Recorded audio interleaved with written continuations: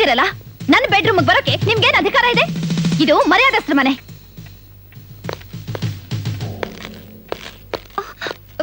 ಮಾವ,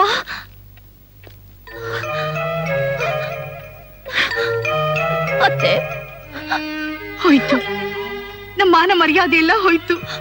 ಅಯ್ಯೋ ದೇವ್ರೆ, ಅವನಿಗೇನ್ ಕೇಡ್ಗಾಲ ಬಂದಿತ್ತು? ಮುತ್ತಿನಂತ ಹೆಂಡತಿನ ಮನೇಲಿ ಇಟ್ಕೊಂಡು ಯಾವಳ್ಳೋ ಕೆಡಿಸಿ ಕೊಳ್ಳೋ ಅಂತ ಕರ್ಮ ಏನಾಗಿತ್ತು ಅವನಿಗೆ? ಇನ್ನೂ ಆಚೆ ದರ್ಶನ ಆರಿಲ್ಲ, ಆಗ್ಲೇ ನಿನ್ ಬಾಳ್ಗೆ ಬೆಂಕಿ ಇಟ್ಟಮ್ಮ, ಬೆಂಕಿ ಇಟ್ಟ. ಈ ತಾಳಿನೇ ನಿನಗ್ ನೇಣಾಯ್ತಲ್ಲೇ ತಾಯಿ, ನೇಣಾಯ್ತು. ನಾನು ಆಗ್ಲೇ ಹೇಳದ್ನಲ್ಲ ಅವನ್ ಮನೆಯಲ್ಲಿಲ್ಲ ಅಂತ. ನನ್ ಕಣ್ ತಪ್ಪಿಸಿ ಎಲ್ಲಿಗೆ ಹೋಗ್ತಾನೆ? ನಾನು ನೋಡ್ತೀನಿ.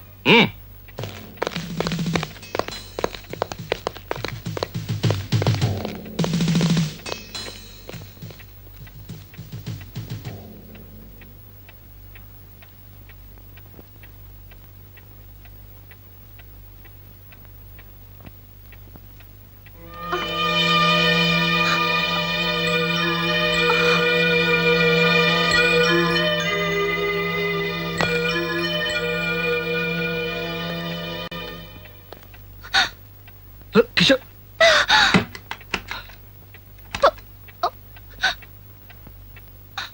ಓಡೋಗಿ, ಮೊದ್ಲಿಲ್ಲಿಂದ ಓಡೋಗಿ. ನೀವ್ಯಾಕೆ ಇಲ್ಲಿಗೆ ಬಂದ್ರಿ? ಕಿಶೋರಿ, ನನ್ ಮಾತು ಕೇಳು. ಏನು ಅಂದ್ರೆ, ಎಂಥ ಸ್ಥಿತಿಗೆ ತಂದ್ಬಿಟ್ಟೆ ನಿಮ್ಮನ್ನ. ವಿನಾಕಾರಣ ಅನುಮಾನಿಸ್ದೆ, ತುಚ್ಛವಾಗಿ ಕಂಡೆ. ಸ್ವರ್ಗದಂಥ ಮನೆನ ಸುಡುಗಾಡು ಮಾಡ್ದೆ.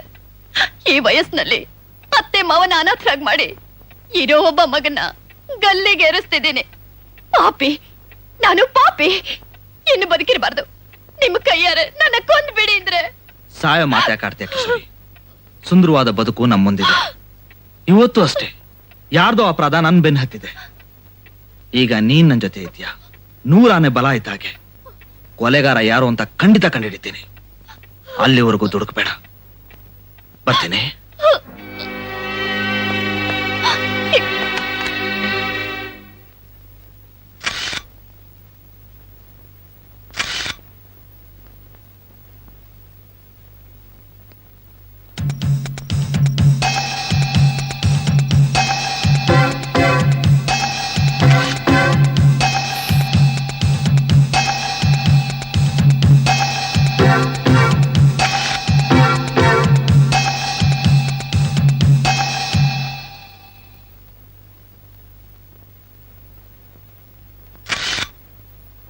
Thank you.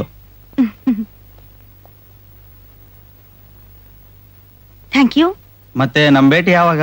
ನೋ, ನಾನು ಈ ಊರೇ ಬಿಟ್ಟು ಹೋಗ್ತಾ ಇದ್ದೀನಿ. Good bye. ಓಕೆ.